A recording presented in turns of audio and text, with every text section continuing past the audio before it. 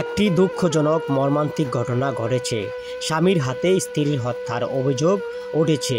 কুমিল্লা দাউদকান্দি উপজেলা গৌরীপুর স্বাস্থ্য কমপ্লেক্সে একটি অজ্ঞাত লাশ পাওয়া যায়। তথ্য মোতাবেক কুমিল্লা দাউদকান্দি উপজেলা মার্কা ইউনিয়নের পালপাড়া গ্রামের মেয়ে ফারিয়া, 22 থেকে 23 বছর বয়সের মোহাম্মদ মজু মিয়ার মেয়ে। নিহত ফারিয়া আক্তারের পরিবার অভিযোগ করে জানিয়েছেন, আমার মেয়েকে 5 বছর পূর্বে বিয়ে দেই গৌরীপুর হাজিপাড়ার মোহাম্মদ মুজিবের সাথে। তাহার বাড়ি টাঙ্গাইল জেলা। গৌরীপুর বাসা নিয়ে ভাড়া থাকতো। একসময় আমার মেয়েকে মুজিবের সাথে আমরা ডিভোর্স করে দিই, কারণ অন্যায় অত্যাচার করা হতো প্রায় অনেক বছর যাবৎ। এক পর্যায়ে তার সাথে আমার মেয়ের ডিভোর্স লেটার হয়। 1 থেকে 1.5 মাস পরই গতকাল 25শে সেপ্টেম্বর রাত 8টায় আমার বাড়ি থেকে আমার মেয়েকে জোরপূর্বকভাবে তুলে নিয়ে আসে।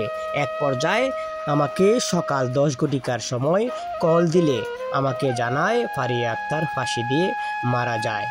এক পর্যায়ে আমরা ঘটনাস্থলে গৌরীপুর স্বাস্থ্য কমপ্লেক্সে এসে দেখি ফারিয়া আক্তারের মরদেহ পড়ে আছে।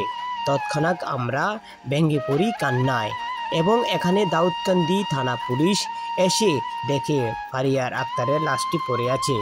তারপরই ময়নাতদন্তের জন্য লাশটিকে উদ্ধার করে ময়নাতদন্তে পাঠানো হয় এবং ফারিয়া আক্তারের বাবা জানিয়েছেন, আমরা আইনের মাধ্যমে সর্বোচ্চ শাস্তি দাবি জানাচ্ছি।